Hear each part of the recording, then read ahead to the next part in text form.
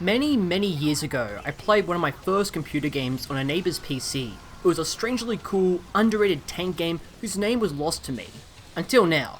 So it's finally time to go back and check out 1999's Recoil, where blowing shit up in a tank across massively detailed levels remains quite satisfying. To my surprise, Recoil has a substantial following that has kept the game alive through installation guides and walkthroughs in spite of lacking a digital re-release and its absurd prices online for physical copies. This made getting Recoil up and running blissfully straightforward, at least for me. Acquire a copy of Recoil or an ISO file that you can mount. I use WinCD-EMU, then install the game as an administrator. Through Nglide and running the 3DFX exe, you can play Recoil in 1920 by 1080 at a cool 60 frames per second. Unfortunately, I couldn't get the music to work properly. This may be because of using an ISO file and the tracks playing off a CD, or just the mounting program I use. You tell me how it went. What is Recoil even about? Well, there is a plot in a very loose sense. You remember the late 90s aesthetic? Well, you better fucking have liked it, because that's what you're getting.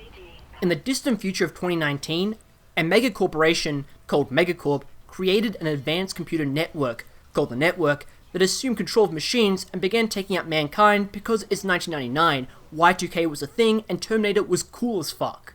The Terminator references don't stop there, as the Resistance, called the Resistance, hacks a Battle Force tank and then sends the controls through a time loop to you, the player. Why not retroactively stop the network in the past? Then there wouldn't be a fucking game, now would there? Recoil has a pretty bare selection of choices. There's a campaign that consists of 6 large but linear missions and a few options in the controls and graphics. There seems to be a functioning multiplayer scene, but I didn't try it out. I'm just mentioning it because all the mother pleasant viewers that commented on my Lost Planet 2 video. This makes the campaign the main course, with each mission containing 5 to 6 different objectives before getting picked up by the end-level VTOL. It's mostly one straight shot of fighting enemies, collecting weapons, solving simple puzzles, exploring the environment, and wrecking shit. Driving the BFT is pretty simple with a WSAD layout and native mouse controls. You can change it in the options where the speed is constant or variable, and if the mouse controls the tank or the turret.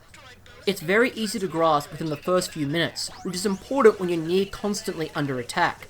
The BFT speeds up very quickly and you do some sweet drifting, but there's no lock-on that keeps your target in focus, and the camera movement is sluggish. You can reorientate yourself, you just can't speed into engagements without getting bogged down, especially since you can't just drive over obstacles as you would imagine. Aiming and firing weapons is done through the mouse, except despite a generous reticle and travel distances that allow long-range strikes, it doesn't quite match up with where the bullets land. Fortunately, the devs have included a nice corner camera that better visualizes your targets. It's somewhat deceptive how fast-paced the game is, yet the controls and aiming greatly limits a purely guns-blazing approach. This is more possible in wider areas where you can pull off sick drive-bys and skirt away into cover.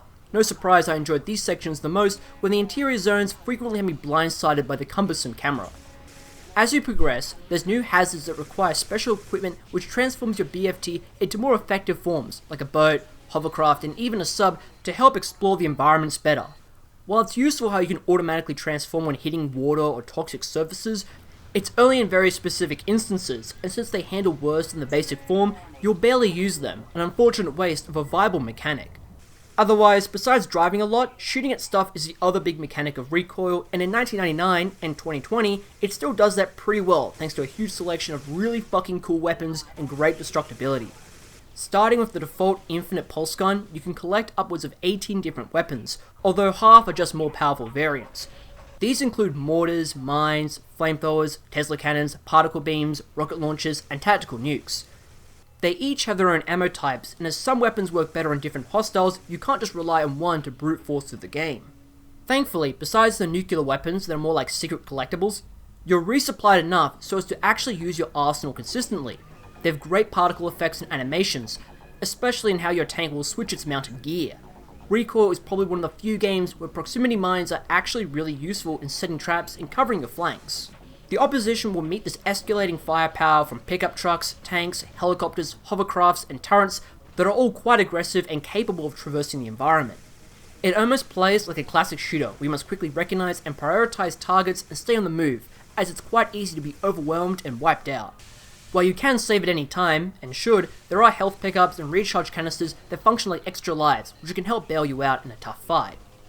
The destructibility in Recoil's maps was unparalleled at the time. Enemies and objects exploding with debris flying across the screen was fantastic, yet few mention how the scenery would be broken apart in a firefight, craters formed by mortars actually work as ramps to launch from, or how buildings can be ripped apart. Although never serious, the chaos has a very satisfying and cathartic energy to it. Recoil's campaign may be only 6 levels, but each are very diverse and detailed and offer enough variety in enemies, weapons, or locales to never feel boring or drag on. While it's all the usual search and destroy tasks, there's a decent variety from missile silos, factories, computers, and power sources alongside acquiring new equipment and weapons. The game keeps throwing in new enemies or having some environmental condition you must overcome, which may be more vulnerable or resistant to certain weapons or have some special attack pattern. As there's no time limit for completing each task, you can usually go at your own pace and backtrack to pick up goodies. Interestingly, all the necessary information from locations, the map, and task instructions are relayed during the loading screens between levels. If in doubt, you can always just pull up the map and current objectives in-game. This is a really time-efficient way to not bog down the gameplay, although the prevalent 90s chewed in the briefings doesn't hold up nearly as well.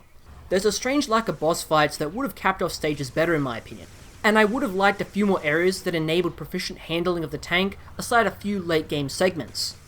Overall, you're looking at a 4 to 5 hour long campaign. Even for the time, that was pretty brief. This makes Recoil a decent late 90s action game, except this doesn't answer why it has managed to maintain a cult status for decades absent of any developer or publisher support. I believe it's the same reason why I keep getting comments on my Project Iggy and The Fall videos. These are games that had real character and charm, from the myriad of Easter eggs and satisfying voice lines to the level of environmental interaction or simple effects like items getting sucked into the tank instead of simply vanishing when picking them up, creating a real palpable, satisfying gameplay loop. I had a pretty good time going back and finally playing Recoil, making it an easy recommendation as long as if you don't have to pay much for a physical copy or GOG starts redistributing it. When all is said and done, you can slap on some cheats and drop tactical nukes, and that's all that really matters.